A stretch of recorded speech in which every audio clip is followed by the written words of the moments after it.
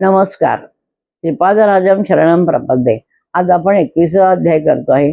21व्या अध्यायाची फलश्रुती आध्यात्मिक आध्यात्मिक लाभ आणि पुण्यवृद्धी हे आहे. गुरु शंकरभट जेव्हा जगन्नाथपुरीला जातात, जगन्नाथपुरीचं दर्शन जेव्हा घेतात, त्यावेळी त्यांना त्यांच्या डोळ्यामध्ये एकदम श्रीपाद वल्लभांचा भास होतो आणि त्यांना पडते की सर्व देवी देवतांमध्ये श्रीपाद प्रभूंचा वास असतो. त्याच ठिकाणी त्यावेळी दंडस्वामी त्यांच्या 108 लोकांना घेऊन येतात.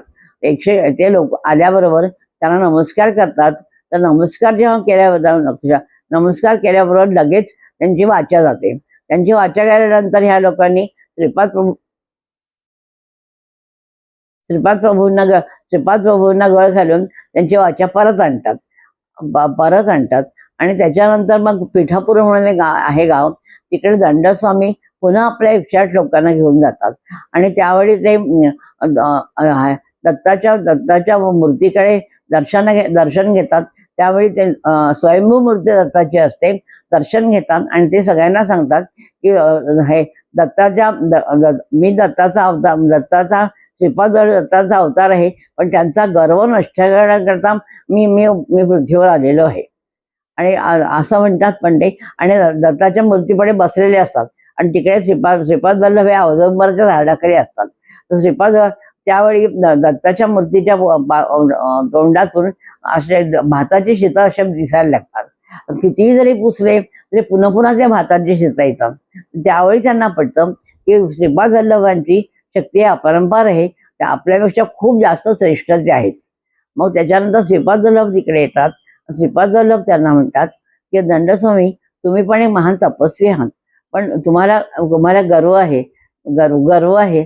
माणसाला गर्व कधी असू नये.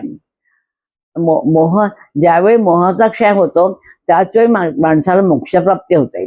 आणि मी श्रीपाद प्रभू निर्गुण निराकार आहेत आणि ते प्रत्येक वेळी भक्ताच्या रक्षणासाठी नेहमी येतात. आता अरुंधती गुरुचरण शंकरभट विचारतात. त्या अरुंधतीने चांडाळ गृहात आलेले नसताना वशिष्ठ ऋषींनी त्याच्याशी लग्न कसं केले, तर ते सांगतात की त्यांना 7 वेळा त्यांचं शुद्धीकरण केलं, त्यानंतर ती पवित्र झाली, त्याच्यानंतर त्यांनी लग्न केले. आणि